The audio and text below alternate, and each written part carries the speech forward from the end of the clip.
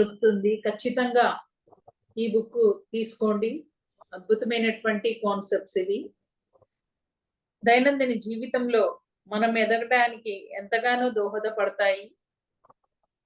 పత్రిజీ ప్రబోధాలు అనే పుస్తకాల్లోంచి మరి ఈరోజు ఒక కాన్సెప్ట్, చక్కటి కాన్సెప్ట్. బుద్ధిని పెంచుకో, బుద్ధుడిలా నడుచుకో. మరి రానున్న కాలంలో పిరమిడ్ స్పిరిచువల్ సొసైటీస్ మూమెంట్ లో మా అమ్మమ్మ గారు, మా నానమ్మ గారు, మా తాతయ్య గారు పిరమిడ్ మాస్టర్ గా ఉన్నారు అంటే ఓ బాప్రే అవునా అనే రోజులు పిరమిడ్ మాస్టర్ కి, అలాగే పిఎస్ఎస్ఎం కి. మరి మనందరినీ తీసుకొచ్చిన ప్రియతమ గురువు గారు, సత్యయుగ నిర్మాత బ్రహ్మర్షి పితామహ పత్రిజీకి, మరి పిరమిడ్ యుగము పత్రిజీ యుగములో మనమంతా వారియర్స్ గా ఉన్నాము. పిరమిడ్ మాస్టర్ అంటే సార్ ఇక్కడ పెట్టుకుంటారు. మరి ఆ పిరమిడ్ సైన్యంతో 40 ఏళ్లలో భూమండలం అంతా కూడా ఆధ్యాత్మిక విప్లవాన్ని తీసుకొచ్చి మూలాల కాడి నుంచి పెకిలించి వేసి మూఢనమ్మకాలను తిరిగి సాంస్కృతిక పునరుజ్జీవనం, ఆధ్యాత్మిక పునరుజ్జీవనానికి కంకణం కట్టుకున్నారు పత్రి మహారాజ్. ఎంతో మంది జీవితాల్లో ఆ మూఢనమ్మకాలు తొలగించి ఆత్మజ్ఞానాన్ని, బ్రహ్మజ్ఞానాన్ని తెలుసుకుని మరి యోగీశ్వరులుగా ఉంటూ బుద్ధిని నేర్చుకుని బుద్ధులుగా పరివర్తనం చెందిన ఈ పిరమిడ్ మాస్టర్స్ ఎంతో మందికి బుద్ధిని నేర్పిస్తూ బుద్ధులుగా పరిమార్చే కార్యక్రమంలో మరి ఉద్దండులుగా ఉన్నారు. అలాంటి పిరమిడ్ మాస్టర్ గురించి ఈరోజు టాపిక్. పిరమిడ్ మాస్టర్ అంటే ఎవరు? ఎవరైతే నేను చాలా గొప్పవాణ్ణి అనుకుంటారో వాళ్ళు పిరమిడ్ మాస్టర్ కాదు అంటారు సార్. ఎవరైతే నేను గొప్పవాడిని కాదు అనుకుంటారో, కాదు అనుకున్నా వాడు పిరమిడ్ మాస్టర్ కాదు. చూడండి, నేను గొప్పవాణ్ణి అని అనుకుంటే పిరమిడ్ మాస్టర్ కాదంట. నేను గొప్పవాణ్ణి కాదు అని అనుకున్నా పిరమిడ్ మాస్టర్ కాదు. మరి ఎవరు పిరమిడ్ మాస్టర్? ఈ రెండింటికి దూరంగా ఉన్నవాడే పిరమిడ్ మాస్టర్ అని చెప్పడం జరిగింది. మరి ఎప్పుడు అనుకుంటాం అట్లా? నేను చాలా జ్ఞానిని, లేదా నేను అజ్ఞానిని. నేను చాలా జ్ఞానిని అనుకున్నామనుకో, అప్పుడు పిరమిడ్ మాస్టర్నే కాదు. నేను చాలా అజ్ఞానంలో ఉన్నాను అనుకున్నా పిరమిడ్ మాస్టర్నే కాదు. ఈ రెండిటికి అతీతంగా ఎవరైతే దూరంగా ఉన్నారో వారే పిరమిడ్ మాస్టర్. అయితే ఇక్కడ 5 ఫింగర్స్ కాన్సెప్ట్ చెప్తారు సార్ మనకి. ఏంటది అంటే, చిటికెన వేలు శరీరాన్ని తెలియచేస్తే ఉంగరపు వేలు మనస్సుని తెలియచేస్తుంది. మిడిల్ ఫింగర్ ఇది బుద్ధిని తెలియచేస్తుంది. ఇండెక్స్ ఫింగర్ ఇది ఆత్మని తెలియచేస్తుంది. థంబ్ ఫింగర్ ఇది సర్వాత్మని తెలియచేస్తుంది. మిడిల్ ఫింగర్ కి ఇటువైపు ఉన్న 2 ఫింగర్స్ కూడా ప్రాపంచిక జీవితాన్ని చెబుతాయి. అలాగే ఈ 2 ఫింగర్స్ ఆధ్యాత్మిక జీవితం గురించి చెప్తాయి మనకి. మధ్యలో ఉంది మిడిల్ ఫింగర్. ఈ మిడిల్ ఫింగర్ దేనికి ప్రతీకగా ఉంది అంటే బుద్ధి. అన్ని వేళ్ల కంటే ఇది పొడవుగా ఉంది చూడండి. దాని అర్థం ఏమిటి అంటే బుద్ధికి ప్రాధాన్యత. ఈ 2 వ్రేళ్ళు, ఈ 2 వ్రేళ్ళు, ఈ 4 వ్రేళ్ల కన్నా ఇది పెద్దగా ఉంది అంటే బుద్ధి. ఎప్పుడైతే మనిషి ధ్యానం చేస్తాడో, ధ్యాన సాధనలో ఉంటాడో, అప్పుడు ఆ ప్రక్రియ వల్ల బుద్ధి అనేది వికసిస్తుంది.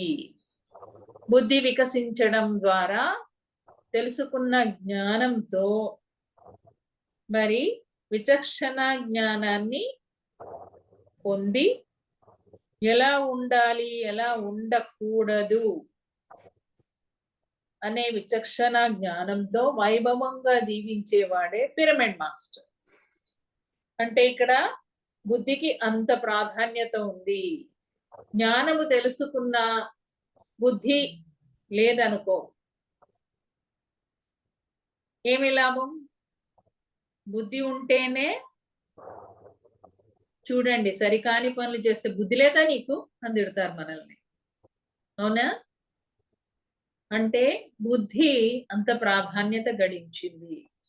పిరమిడ్ మాస్టర్ ఎలాంటి వాడయ్యా అంటే ఎప్పటికప్పుడు తన బుద్ధితో తనని సంరక్షించుకునేవాడు. ఎలా సంరక్షించుకోవాలి మరి? ఎప్పుడైతే నేను చాలా గొప్పవాడిని అనుకుంటాడో వెంటనే తాను గొప్పవాడు కాదు అనే కారణాలు వెతుక్కోవాలంట. అప్పుడు నేను ఇలా ఫెయిల్యూర్ అయ్యా, అప్పుడు నేను ఈ పనులు చేశా, ఆ పనులు చేసి మరి ఫెయిల్యూర్ అయ్యాను, ఇంతమందిని బాధ పెట్టాను, ఇంతమంది ఇన్ని ప్రాణులను తిన్నాను, నేను గొప్పవాడిని ఎట్లా అవుతాను అనే కారణాలు ఎత్తుక్కోవాలంట. ఎప్పుడైతే నేను గొప్పవాణ్ణి అనుకుంటామో, గొప్పవాణ్ణి కాని కారణాలు, దానికి వ్యతిరేకంగా ఉండే కారణాలు వెతుక్కోమని చెప్తున్నారు. అలా వెతుక్కున్నప్పుడు ఏం జరుగుతుంది? నువ్వు బ్యాలెన్స్ లోకి వస్తావు. మన జీవితము బ్యాలెన్స్ లో ఉంటుంది. ఎప్పుడైతే నేను చాలా జ్ఞానిని లేదా నేను చాలా మంచివాణ్ణి అనుకుంటామో, నేను అజ్ఞానపూరితమైన చేసిన పనులను వెతుక్కోవాలి వెంటనే. నేను ఫలానా టైంలో అజ్ఞానంగా ప్రవర్తించాను, మూర్ఖంగా ఉన్నాను, జంతు బలులను చేశాను, అందరు చేస్తున్నారని, గొప్ప కోసమని నేను 200 గొర్రెల్ని కోసాను నా పిల్లవాడి పెళ్లిలో, పక్కోడు 400 కోసాడని నేను 200 కోసాను, గొప్ప పదవుల కోసమని సరికాని దారుల్లో వెళ్ళాను, ఓట్ల కోసమని, చిన్న పిల్లలకి సైతం మద్యపానం సప్లై చేశాను. చేయొచ్చా అట్లా? చేయకూడదు.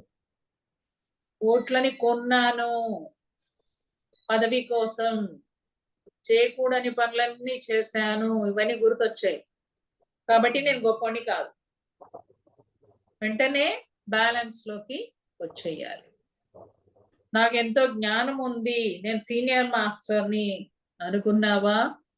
వెంటనే పరమపద సోపానంలో పాము మింగితే నీ అని కిందికి ఎట్లా వస్తామో అలా వెంటనే వచ్చేస్తాము. సో నేను చాలా గొప్పవాడిని, నాకు జ్ఞానం చాలా ఉంది అనుకుంటే ఏమవుతుంది? అప్పుడు అహంకారం పెరిగిపోతుంది. ఎవరు చెప్పినా ఏది వినం. సో తుగ్లక్ లాగా నేను చెప్పిందే వేదము అన్నట్లుగా బిహేవ్ చేస్తాము. బుద్ధిహీనంగా ఉంటాము. బుద్ధిహీనంగా ఉంటే ఏం జరుగుతుంది? అన్ని తప్పుడు నిర్ణయాలు, తప్పుడు మాటలు, తప్పుడు చేతలు ఉంటాయి.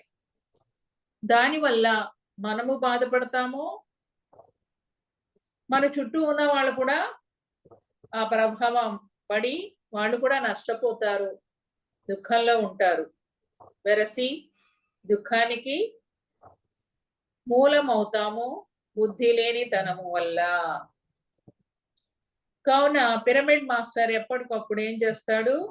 తనని తాను సంరక్షించుకుంటాడు, బ్యాలెన్స్ చేస్తూ, ఈ రకమైన కారణాలు వెతుక్కుంటూ.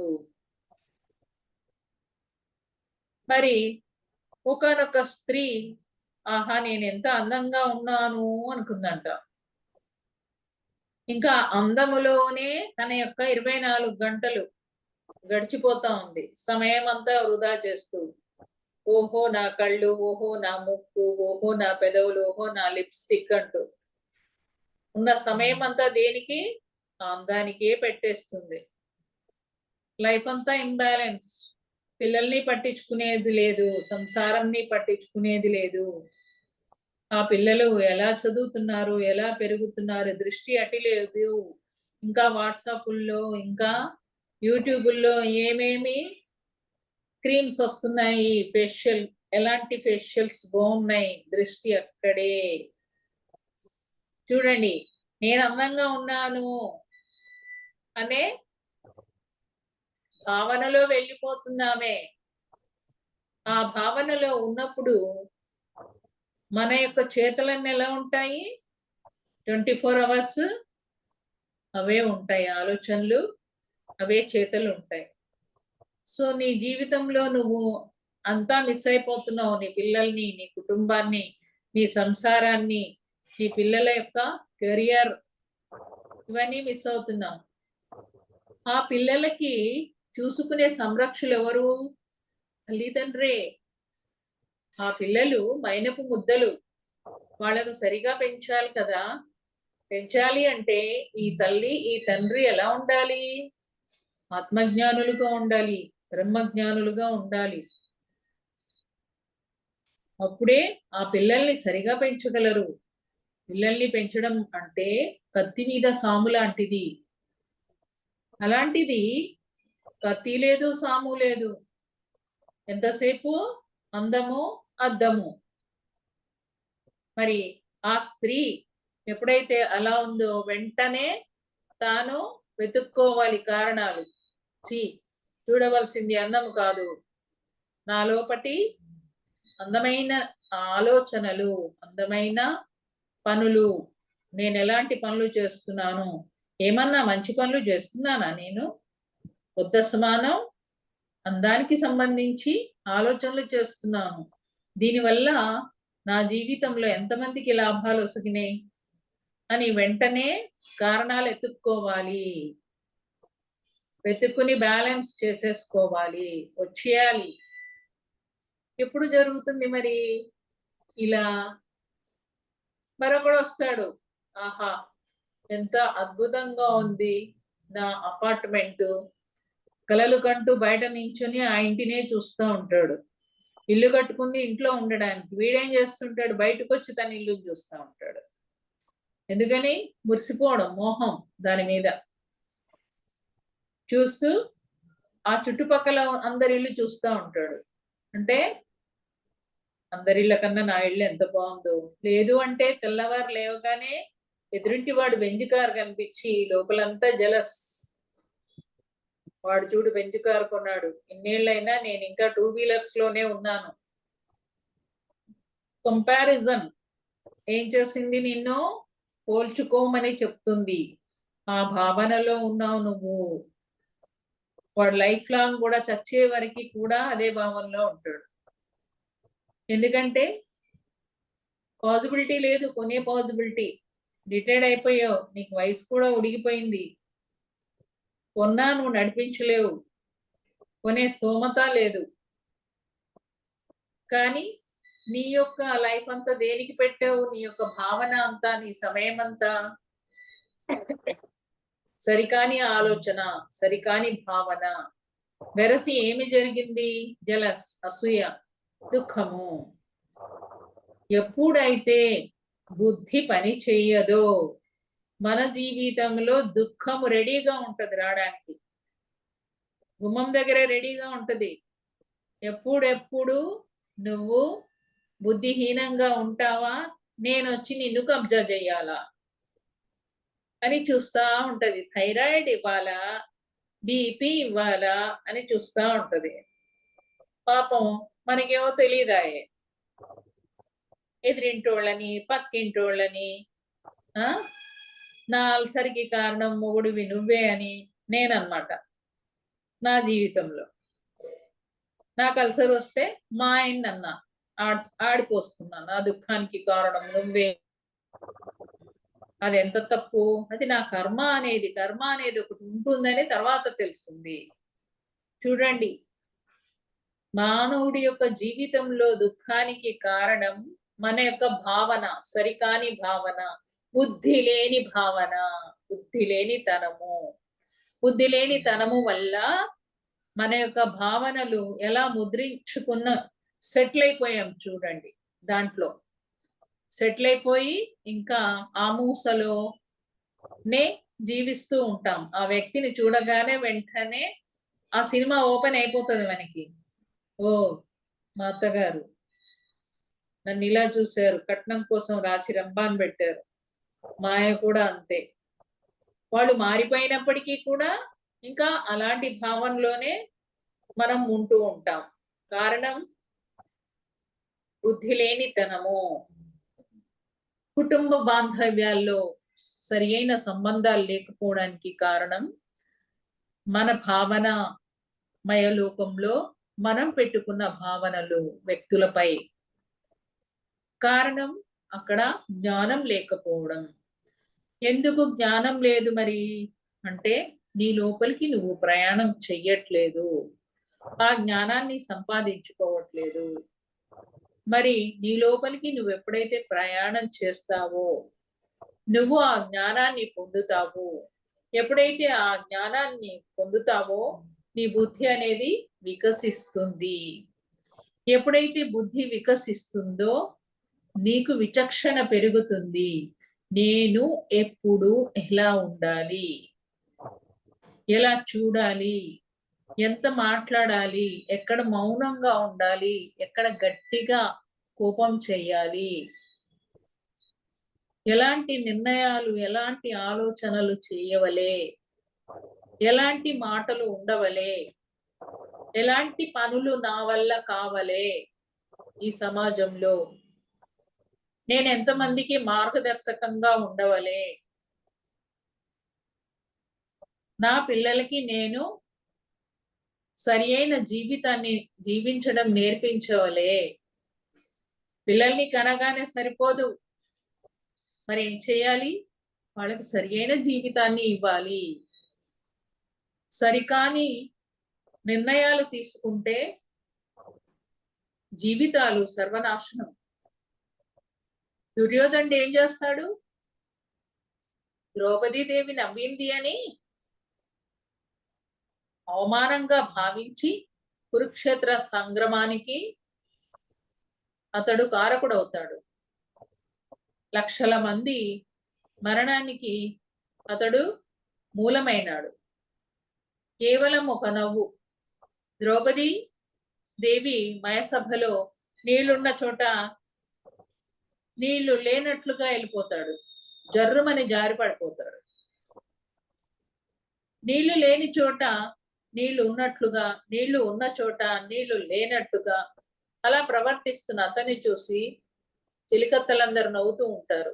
అలా నవ్వకూడదని ద్రౌపది చెప్తుంది, కానీ నవ్వింది ఆమె అనుకుంటాడు. అనుకుని అతడు లోపల ద్వేషాన్ని పెంచుకుని సూదిమనంత రాజ్యాన్ని కూడా ఇవ్వను అంటాడు.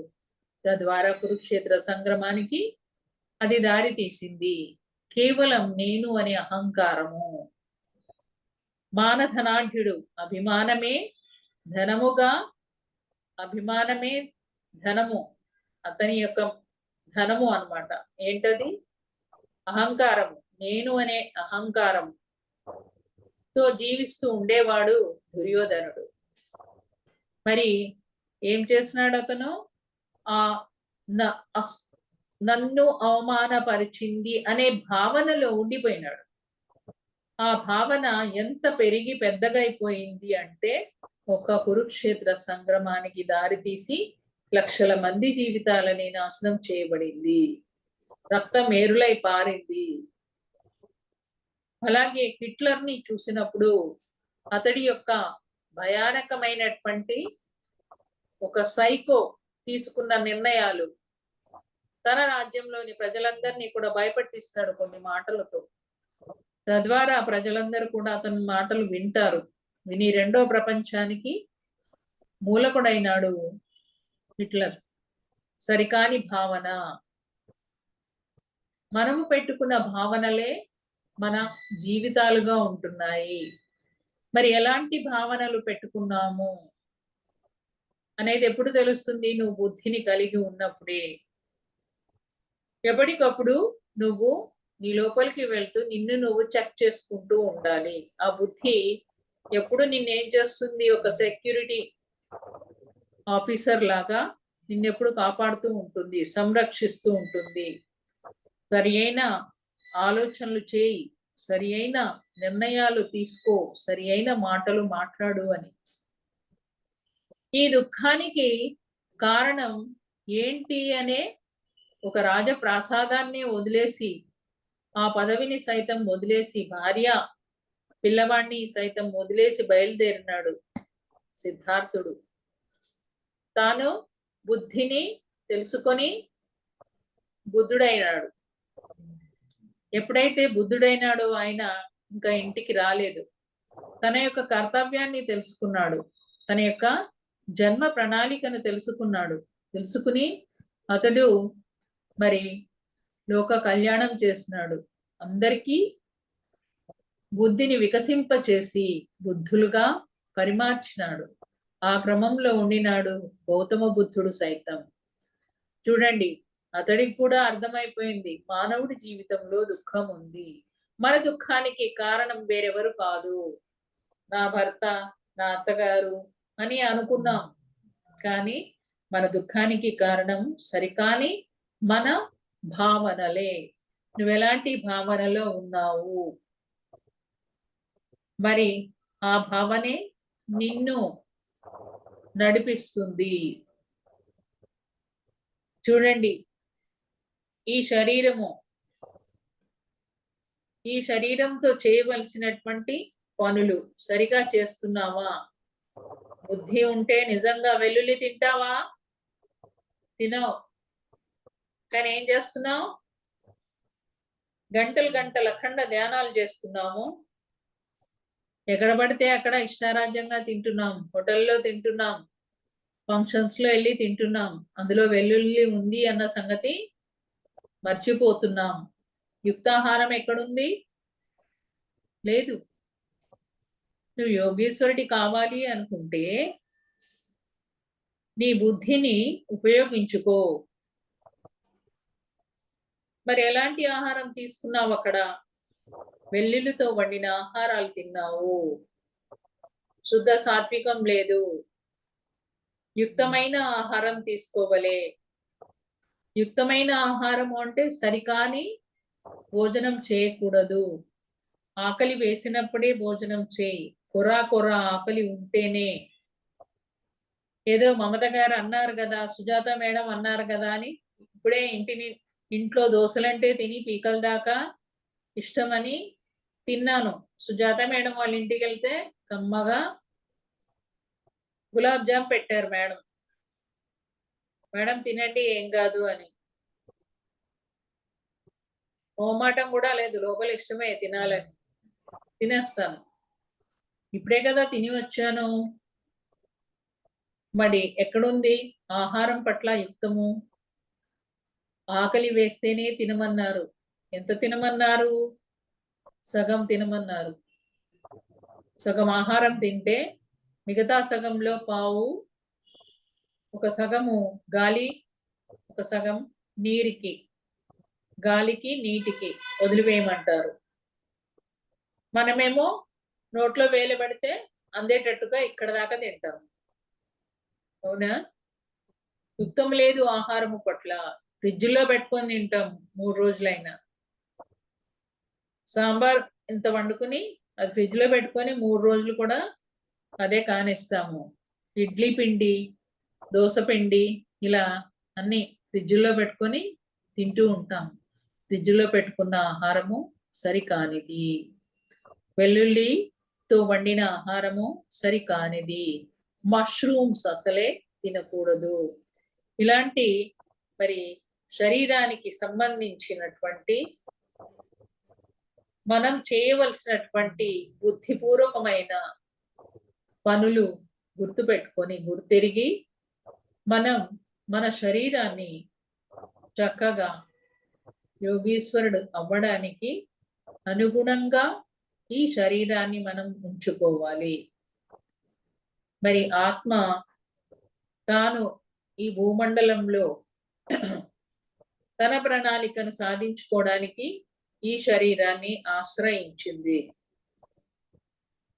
తాను ఆత్మానుభూతిని పొందితేనే కదా ఆ జ్ఞానం వస్తుంది.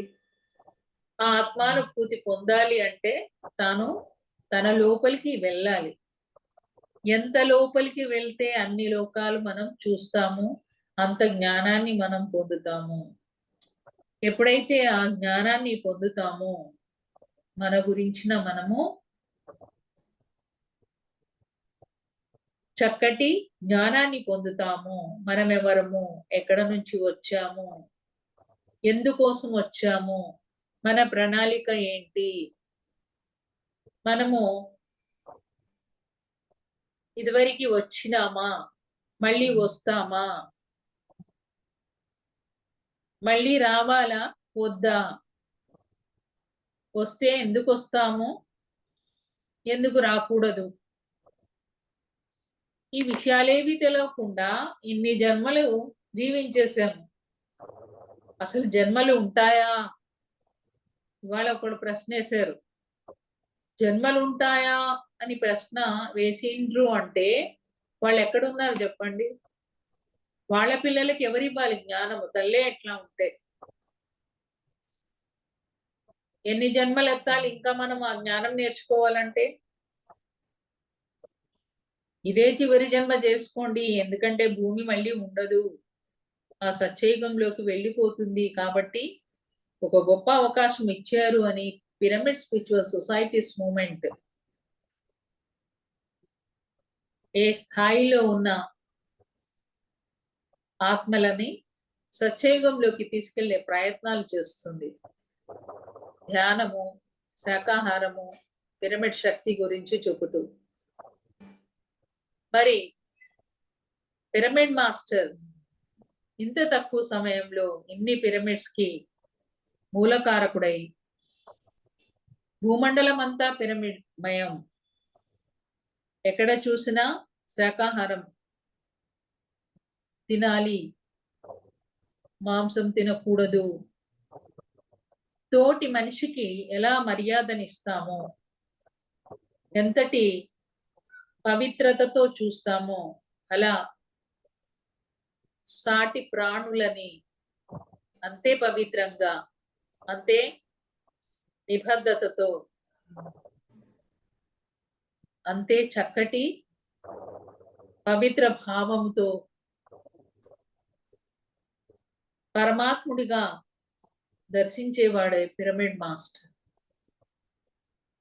తోటి ప్రాణుల యొక్క స్వేచ్ఛ కోసం పోరాడుతున్నాడు ఈ భూమి మీద.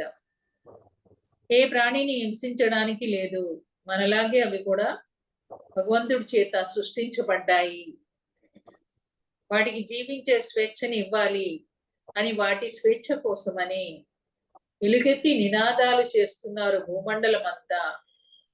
మరి ఆ నినాదాల వల్ల కలిగే ప్రకంపనలు తాకుతున్నాయి. ఎక్కడ? ప్రకృతిలో.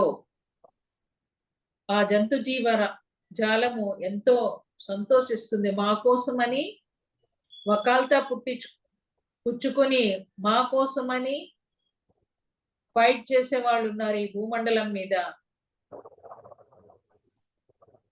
వెళ్తూ ఉంటే ఎన్నో యాక్సిడెంట్లు జరుగుతున్నా పట్టించుకొని నేటి తరుణంలో ఒక మూగ ప్రాణి కోసమని పోరాడుతున్నారు పిరమిడ్ మాస్టర్లు. మరి అలాంటి పిరమిడ్ మాస్టర్లు అలా పోరాడుతున్నారు అంటే ఎంత బుద్ధి ఉండాలి? బుద్ధి ఉన్న ప్రతి మానవుడు కూడా సాటి ప్రాణి గురించి ఆలోచిస్తాడు. కళ్ళు మూసుకొని ధ్యానం చేయటం కాదు, పొందిన జ్ఞానాన్ని విచక్షణ సహితంగా అమలుపరచాలి, ఆచరణలోకి తెచ్చేవాడే పిరమిడ్ మాస్టర్. మనం ఎప్పుడు కూడా ఆత్మ న్యూనతా భావానికి గురి కాకూడదు. నా వల్ల ఏది కాదు, నాకు జ్ఞానం లేదు. పత్రి సార్ యొక్క తండ్రి గారు, ఆయన చక్కటి ఆఫీసర్. తన ఆఫీస్లో బోధన్ శక్కర్ నగర్లో తనను కాదని తనకంటే కింద వాడికి ప్రమోషన్ ఇవ్వడం జరుగుతుంది. అప్పుడు వారి తండ్రి గారు ఎంతో ఆత్మన్యూనతకి గురి అవుతారు. ఆయన తనని తాను తక్కువ చేసుకుని మెంటల్ గా చాలా డిస్టర్బెన్స్ అయిపోతారు. దాని ప్రభావం కుటుంబంలో ఆ తరంగాలన్నీ కూడా కుటుంబంలో మిగతా కుటుంబ సభ్యుల మీద పడి వాళ్ళంతా కూడా దుఃఖానికి గురైనారు. ఆయన ఎంత దుఃఖపడ్డారు అంటే ఆత్మన్యూనత భావంతో మెంటల్ హాస్పిటల్ కి తీసుకువెళ్ళవలసి వచ్చింది. కరెంట్ షాక్ ఇవ్వవలసి వచ్చింది. పాపం వీళ్ళెప్పుడు కూడా హాస్పిటల్ చుట్టే తిరగవలసి వచ్చింది. అలా కుటుంబం అంతా డిస్టర్బెన్స్ అయ్యారు. కేవలం ఎప్పుడైతే నేను గొప్పవాణ్ణి కాదు అనే ఆలోచన వచ్చిందో వెంటనే ఆయన తన జీవితంలో తాను చాలా గొప్పవాడు నిజానికి, ఆ గొప్పనైన పనులన్నీ గుర్తు తెచ్చుకొని ఉంటే ఆయన ఆత్మన్యూనత భావానికి గురయ్యేవారు కాదు. మరి పర్యవసానం దుఃఖము అనుభవించారు.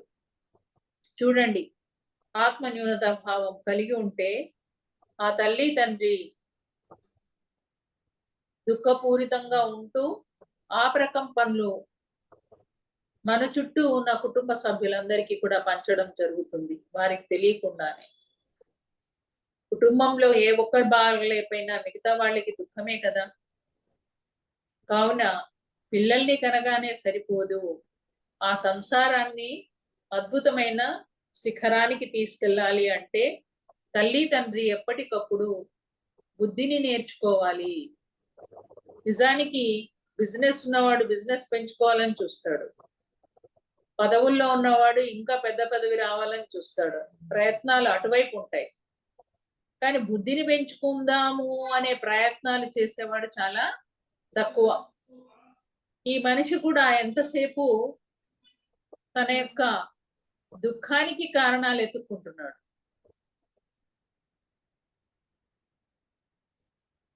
మరి తన యొక్క లేనితనాన్ని చూసుకుని బాధపడుతున్నాడు.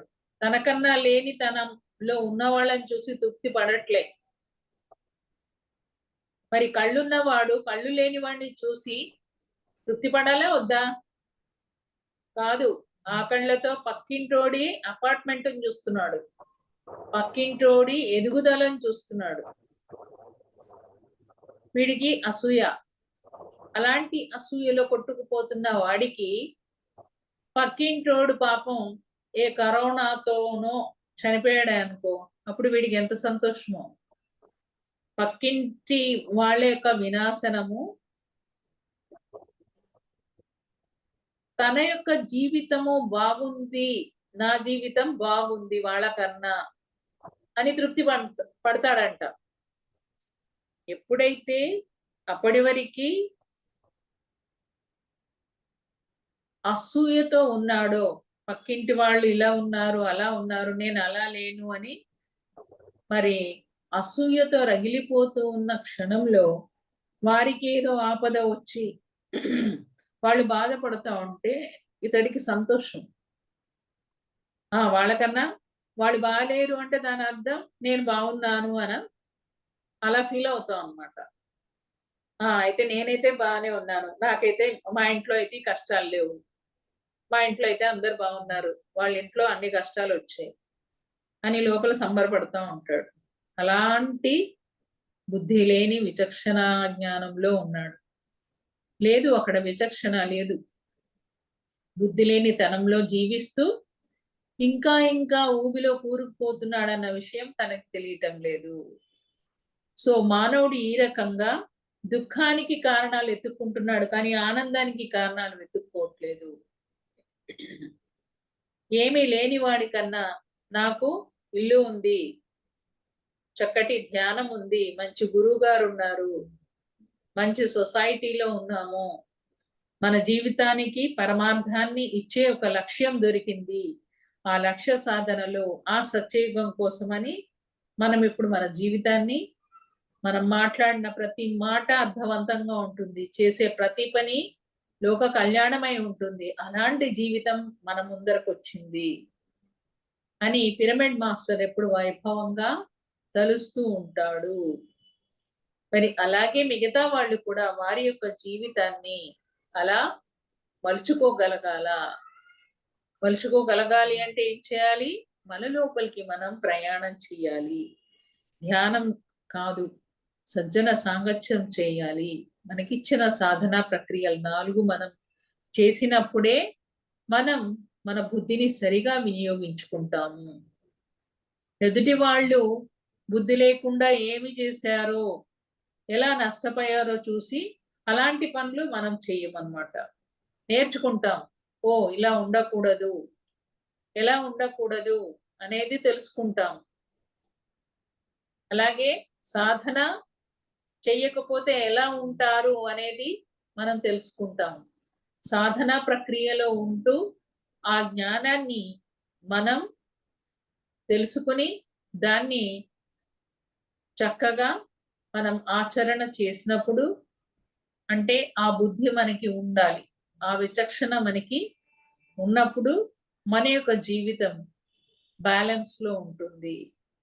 అటు ప్రాపంచికంగా ఉంటాము, ఇటు ఆధ్యాత్మికంగా ఉంటాము. లేదు అంటే మనము సరికాని భావనలో, జ్ఞానం లేకపోతే సరికాని భావనలో వెళ్ళి కొట్టుకుపోతా ఉంటాము. ఎలా మరి నాటి నుండి వచ్చిన బలులు ఎట్లా ఆపేస్తామండి, ఆపయం కదా అని ఇంకా వాడు బలులు ఇస్తూనే ఉంటూ ఉంటాడు. ఇలాంటివెన్నో సరికాని పనులు. మరి జ్ఞానము లేనప్పుడు, ఆత్మ జ్ఞానం లేనప్పుడు ఆ ఇంట్లో ధ్యానము అడుగు పెట్టకపోతే బుద్ధి అనేది నశిస్తుంది. మనము ధ్యానం నేర్చుకోగానే సరిపోదు. మనము ఆ బుద్ధిని ఎంతవరకు ఉపయోగిస్తున్నాము అనేది మనం చూసుకోవాలా. అప్పుడే మనము దుఃఖరాహిత్యంగా ఉంటాము. లేదు అంటే మరి యద్భావం తద్భవతి, నువ్వే భావనలో ఉన్నావో అదే నీకు సృష్టింపబడుతుంది. కానీ ఎప్పుడైతే ఆ సృష్టి జరుగుతుందో ఆ సృష్టికి కారణం మళ్ళీ వేరే వాళ్ళ మీద వేసేస్తూ ఉంటాం. ఇంకా చూడండి, ఆ దుఃఖము ఇంకా ప్రొలాంగ్ చేయబడుతుంది తప్పిస్తే అది కట్ చేయట్లేదు. మన వల్ల మనం డిస్టర్బెన్స్ అవుతూ, కుటుంబ సభ్యుల్ని డిస్టర్బ్ చేస్తూ, మనం ఎక్కడికి వెళ్తే అక్కడ అలాంటి వాతావరణాన్ని సృష్టిస్తూ దుఃఖానికి కారకులం అవుతున్నాము. అది మనం తెలవట్లేదు. సో ఇవాళ రోజున నీ యొక్క బుద్ధి వికసింప చేసుకోకపోతే ఆ దుఃఖానికి కారణం నువ్వే, సృష్టికర్తవే నీ జీవితానికి అని చక్కగా సార్ తెలియజేస్తున్నారు. కావున మనమందరం కూడా మన బుద్ధిని వికసింప చేసుకుని ఎప్పటికప్పుడు మన జీవితాన్ని బ్యాలెన్స్‌గా ఉంచుకుందాం. Okay friends, thank you very much.